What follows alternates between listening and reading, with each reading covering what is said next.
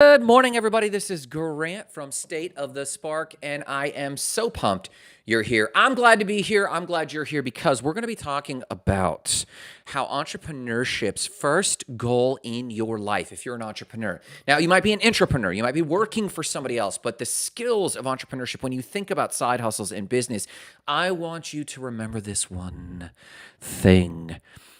Entrepreneurship, first and foremost, was not about financial stability, financial security, making gobs of money traveling the world.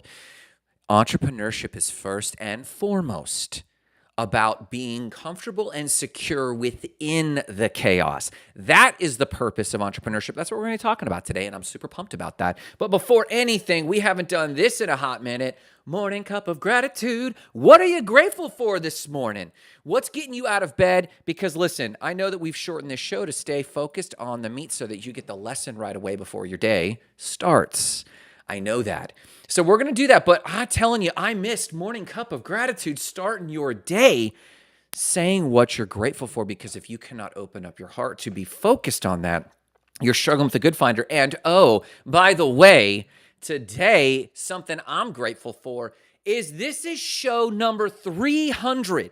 I have done 300 shows of The Spark Show since the start of the pandemic, and I show no signs of slowing. Yes, we should have more guests. Yes, we should be interviewing people. Maybe we'll get there. Maybe I'll be Joe Rogan. Maybe I'll be cool one day. We'll get there. But what I am most grateful for, what I have gratitude for this morning is 300 shows of being able to connect with you, being able to chat with you, being able to drop some wisdom, some nuggets, or just make this a live journal for myself as I shape my own ideologies. That's what I'm grateful for. What are you grateful for? Tell me in the comments below what gets you out of bed, what fills you full of gratitude. And I don't care if it's the same thing you told me last Monday or the Monday before that or the show before that or the show before that, because you reiterating what you are grateful for is a strength. It's a superpower. It realigns and realigns and realigns you with what matters most to you. So what are you grateful for? Tell me in the comments below. I'm absolutely grateful for show number 300. Thanks for coming on this journey with me. Boom, let's hit that again. Sorry, I had to hit record on the other show. For people who watch the replay later, sorry. I'm absolutely grateful for show number 300 and you coming along on this journey with me. It has been a blast, and we show no signs of slowing until I drop dead. This is the mission, man. That's what I'm grateful for this morning. What are you grateful for today? All right, let's talk about it. Let me tell you something. I was super convicted about this. Over the weekend, I encountered someone who was very long in the mouth about the struggles they were experiencing, and they were talking and listing about all the external challenges, the great resignation, how difficult it was to hire, how far away they felt from financial independence. They're an entrepreneur and they're struggling with this. And I got to thinking, like, man, they seem like disempowered. They seem lost. They seem confused. And sidebar, entrepreneurship, you spend most of your time not really knowing what to do, and that's okay. But I got to thinking, like, what was the purpose of entrepreneurship? Because as I look around, there are more entrepreneurs not in the seven-figure club than are. I mentioned to a person at the gym, there are fewer people with abs than are millionaires in America. So it got me down this rabbit hole. And as I started looking up millionaires in America, there's like 8 to 9% of all Americans are millionaires. Now, that's real estate value. So the real definition of millionaire is liquid capital. So whether that's net equity on a home, plus cash in the bank, plus retirement accounts, you're talking, or, assets, maybe like paintings, but usually it's in the form of cash or traditional finance vehicles. But if you think about it, 8% of Americans are millionaires. Fewer than that have abs. That's just a total sidebar. But entrepreneurs, I don't think, represent a large portion of that club. In fact, a lot of entrepreneurs are struggling. And when I talk to entrepreneurs and I try to encourage them and I try to lift them up, I'm convicted that it seems like they've lost the thread of why they were entrepreneurs in the first place. And hear me on this. If you catch this one thing alone and hang up the show and don't watch anything else, hear me on this. Entrepreneurship, first and foremost, was about cultivating the skills to feel confident, to feel stable, to feel secure in any market. That's why most people start entrepreneurship. It's secondarily, yes, we want to make a lot of money. And yes, we should make enough money. And when I say a lot of money, I mean just enough money to retire, which for those who don't have a solid retirement program or for the social contract is long gone for most of us, that's got to represent a large amount of money. If you want to make $30,000 a year in retirement, you need at least $1 million in the bank at 3% interest. So how much do you need if you want to live well? $80,000 a year? $90,000 a year, or just no expenses? You're going to need some serious cash in the bank or serious assets producing alternate streams of income. And yes, but I talk to a lot of young people in their 20s and they're just now approaching their 30s. I just met another young man who turned 30 and he's like, I'm old and I have no streams of income. And I felt so bad for this young man because he felt it was over. And he has side hustles and he has jobs. And he's really trying to put life together. And I just wanted to encourage him. Well, you know, this wasn't necessarily about a home run financially. This was so that as you look at the world and see how difficult it is, you're accurately describing how difficult and chaotic the world is. The goal was to feel stable and secure, that you could navigate those waters. That's what it was about. Let me tell you something.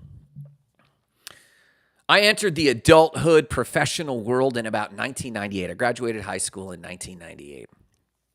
Now, I'm 43, and I am now in my 7th or 8th market correction. If I were to just observe the world based on the facts of what I've seen, I'd tell you the world is fairly chaotic. That's true, and I say it with a smile. It's not toxic positivity. I'll tell you, the world's fairly chaotic. I'll also tell you that the world is abundant and there's opportunities everywhere. And I have made something of my life from nothing, next to nothing, having been on the street twice, coming from not a wealthy family, a hardworking family, a family that did love each other, a divorced home, that's fine, a latchkey kid, sure. But I didn't have a hand up. I had to work my way through, and it was a chaotic time. I'm telling you, 8 different market corrections. Let's just look at them real quick. I remember explicitly the 1999 internet bubble crash. I remember graduating in 1998, looking for jobs in 1999, and it was tough out there. My dad worked at Pier 1 Imports as a second job, and I did too. We worked there together for a period of time. My dad then went on to change his career then to become a nurse, and he's been a nurse since. But he was a UPS driver. Everyone was changing jobs. You could call it the Great Resignation. People were shifting their lives. 2001 was 9/11. And I was working contractually digitizing the blueprints for all the parts of all the planes at Piper Aircraft in Vero Beach, Florida. And the Twin Towers came down and that party was over. The layoffs came in the airline industry. That was the second one. And I had only been in the workforce 2 years. 3 years? 2001. So that's 2 market corrections. The third was in 2008 in the real estate crash. Total implosion. Fortunately, I could find a job managing a coffee shop. I could only find work selling greeting cards. Do you remember greeting card stores? It was the only place I could find a job. I'd been a coach and a trainer. I was paid to read books and train communities, and I lost my job then, 2008. The real estate market crashed, and I could only find a job first in a greeting card store and then managing a cafe. And at the peak of the real estate market crash around 2009, 2010, I would have hiring cattle calls, and there would be lines of people, some people with PhDs, some people with 2 degrees, 15-year-olds, all looking for work. That was my third market crash by 2008, and I was 28 at the time. 27 going on 28. Then I saw the 2013, 2015, and 2017, 2019 crypto market crashes. I was in the crypto market. All of them were crypto winters. The 2020 pandemic, we all went through that together. The 2023, what do we call it? The inflation crisis, the Great Resignation. Who knows what we call this right now? It's just a weird season to be in. I have been in more market crashes, and when I talk to young 20-somethings, they're like, it's never been like this. How do you know? But one thing I want to imbue in the young people and the older people is that the world is chaotic.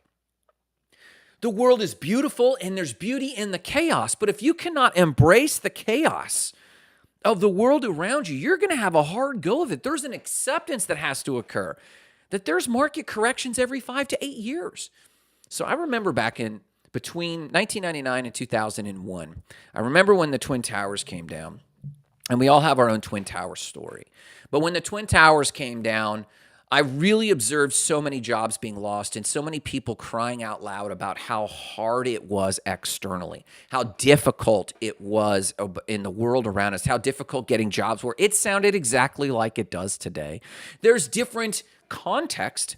AI is different. The technology is different, but the paradigms are very similar. So what I did what I normally do when I hit a conundrum, when I get confused and lost, I started reading books. I started reading history books all the way back to the Romans.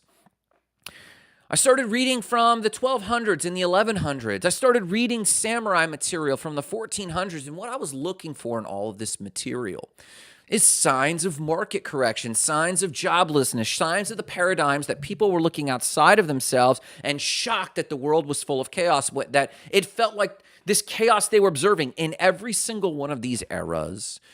The chaos they were observing was on the back end of some stability. And if you study how empires grow and democracies and republics grow, specifically, a great example is the Greeks, there's this massive era of chaos that comes out. And then, lo and behold, a rebellion or a revolt, a noble rebellion or a noble revolt shows up and throws off the overlords and establishes a new democracy or a new republic.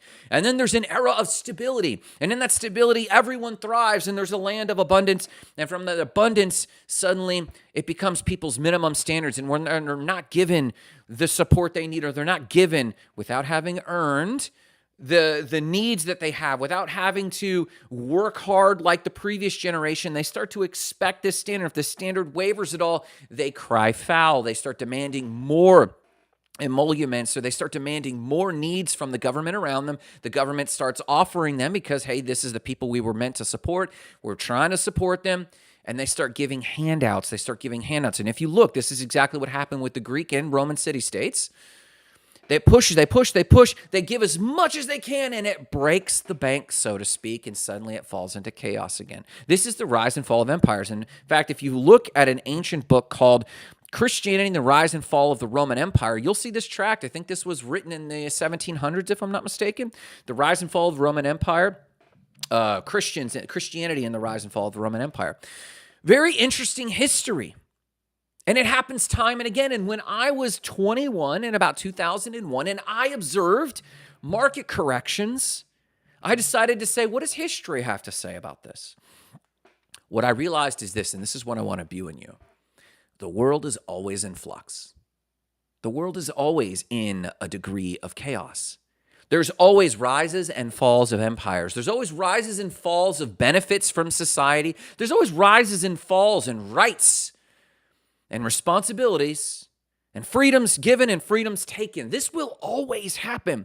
And yes, we should always stand for the ideal. We should always fight for the ideal, but in fighting, I mean turn the other cheek and stand up strong for it and let our voices be heard. But what I found is this: most people are poorly equipped to navigate the chaos. People think that tips and life hacks, how to manage AI, how to use ChatGPT. Back in the day, it was how to use Google search engine. I remember when Google search engine came out and started disrupting list services like Yahoo and GeoCities and Ask Jeeves. When Google search engine came out, it was a very small little field that you typed in and found things with. It was massively disruptive. And yes, we held courses on how to use Google, just like we held courses on how to use ChatGPT, just like we held courses on how to use blockchain. It'll happen again. How to use the metaverse, how to use Oculus. These tips, if you survey Twitter, it's full of tips. 5 steps on how to X, Y, and Z. 4 tips on how to A, B, and C. But what is missing from a lot of the modern single-serving gurus? What is missing from a lot of the modern single-serving gurus is life principles earned by experience about what works in any era. Entrepreneurship. was not about necessarily, primarily, it wasn't first and foremost about gathering up resources and becoming a multimillionaire and having all the financial freedom and all the time freedom and all the location freedom you could possibly have. First and foremost, entrepreneurship for me was about learning the skills and paradigms and principles that can serve me well to keep me happy and opportunistic and moving in the right direction in the chaos. Entrepreneurship was about the skills, paradigms, and principles to navigate the chaos so I could create opportunity for myself and for others around me. That's what entrepreneurship is. So if you're struggling, if your business is shifting, if you have to start a new line of business or close an old business, those are just temporal tactics. If you're trying to figure out if you should roll out a course on 5 tips on how to use ChatGPT, by all means, that's a good tool and it might sell. And there's a small window of time to sell it. But don't lose sight of the principles and paradigms and skills that will serve you. What are a few of those paradigms, skills, and principles? Number 1, everything has to be earned. Everything has to be earned. Now, you might believe in universal health care. That's a good thing. You might believe in universal education. That would be a good thing. You might believe in universal basic income. That's a good thing. But if you're an entrepreneur, you don't believe it for yourself. If you're an entrepreneur, not that you wouldn't accept it if that was available, but an entrepreneur's core paradigm is that you have to earn it because you can only maintain and sustain the things you built because everything else is up to chance. You see, entrepreneurs, this is the second principle, entrepreneurs are risk avoidant. They have just looked at society and assessed risk in a different way. Entrepreneurs look at society and realize it's risky to rely on other people to provide for me. If it's made available, I'll take it. If there's a vote that I can vote on, I'll vote for it. But my core belief is that I have to create the opportunity because only then will I know how to sustain it and maintain it. Yes, this is meritocracy at its core. And no, it's not a perfect philosophy. It's an imperfect philosophy. But it's one that forces me to develop skills to look for opportunity, to understand how to capitalize on that opportunity without violating the rights of others. This is the third thing that entrepreneurship teaches you. It's collaboration with anyone, anywhere, at all the time. And if you think about it, entrepreneurs themselves, if they've spent any time in entrepreneurship, they have largely gotten rid of any biases, any racism, any sexism, any misogyny. Nearly all biases, because an entrepreneur knows that the more flexible I am in my collaboration, the more I see the value in other people, the more they'll see the value in me. So entrepreneurship at its purest is also collaborative.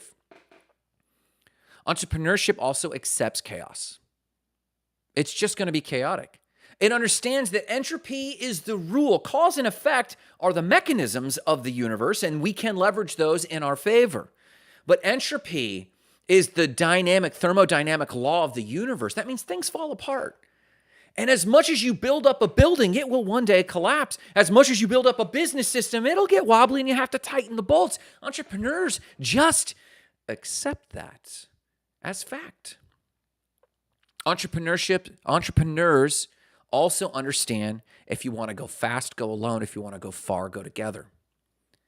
Entrepreneurs also accept that they will very rarely have close people to them because most people will take the easy route. Entrepreneurs are like people who go to the gym. They add on the weight to improve. They make it harder. They seek it harder. They seek it bigger, not just to build bigger. Entrepreneurs seek bigger because they know that that's the more difficult route. And it will make them the person you have to become to build a high 6-figure, 7-figure, 8-figure company. The person you have to become is not cold and hard. It's more collaborative. It's more kind. It's more abundant. It's more intelligent. It's more difficult. And that shapes your character. Entrepreneurship wasn't just about, I'm in my mid to late 20s, I should be secure. I'll tell you what, people that have built 7- and 8-figure companies, They have less stability and security than you think. In fact, they thrive in instability and insecurity. So sometimes they self-sabotage, which is the negative side of that. But most entrepreneurs will tell you, just because I built a 7-figure company does not mean I'm taking 7 figures home. It means in moments I might have access to capital, but it's never stable and secure, ever. Entrepreneurship was never about stability and security. It was about building up the character, the skills, and the paradigms and principles, regardless of context, to thrive and to feel free and to feel stable within oneself in the chaos. And let me tell you something, here's the inside of this. If it's always chaos in the world, and when we look at the world around us, we have to come to the conclusion that, oh, wait, this is just our nature. Not just human nature, this is nature. There's a rise and fall of tides. There's entropy in a forest and on a seashore. It's everywhere. And so it's not chaos, it's nature. And if it's nature and I label it chaos, then I'm the one. Humans are the ones who have made chaos in the world around them. Therefore, if humans have created the chaos because they built that from within them, it's the lens through which they see the world outside, then just by simply acquiring skills, principles, for example, one major principle that an entrepreneur knows is that there's a major market correction every 5 to 8 years. That has proven true. If you time that, if you don't know that, it looks like it's pure chaos and market manipulation. But if you are aware of that principle in market cycles and you read history and realize there's always a market correction every 5 to 8 years, then you can surf that. This is one thing I learned from surfing. If you're sitting on the seashore, there's no rhyme or reason. It just looks like chaos out there. But if you're a surfer and you're aligning your vibration, if you will, if you're aligning your frequency with the swell that comes in every so many seconds, if you're paying attention to the pulse of the surf, you can end up riding it. And it's not chaos to you, it's play. And this is the paradigm shift of an entrepreneur. How do you thrive and feel stable and secure in chaos? To realize it's not chaos at all, it's nature. And I'm going to flow with it. So entrepreneurship, therefore, is not just a set of skills, paradigms, principles that allow you to navigate and feel free in the chaos. Actually, someone who actually has learned those lessons, they don't see it as chaos. They see it as the rhythm of nature that they're in time with and in tune with. And then there's a degree of acceptance, whether it's a mid to high 6-figure salary or 7 or 8, it doesn't matter. It's not why we're here. We're here to thrive in what others call chaos. I think there's a quote by Rumi that simply says, "In the waters in which other people drown, I float." And that's what I pray for you today. On episode 300, I hope that you begin to shift your paradigm, that you become a reader so you can read that these things you're seeing outside of yourself, whether you call it AI, Oculus, Google search, or whatever the next technology is, crypto and blockchain, you don't see that as the thing. You just see it as the current context for nature unfolding before you, and you seek the principles, paradigms, skills to navigate and play in that space. Why am I talking about any of this? Because the mission of State of the Spark and the people who I call Spark citizens, our mission is to ignite lives of explosive significance. And I pray that you adopt the paradigms, skills, and principles necessary to also thrive in what others call chaos and what we call just being alive. And that's entrepreneurship. On this episode 300, I want to thank you for coming along this journey so far with me. I appreciate you. You've made it worth it. You are the reason I wake up every single day and do what I do to help you achieve more. That is my calling and my mission. But no matter what you do today, remember the mission: igniting lives of explosive significance, starting with your own. Have a great day.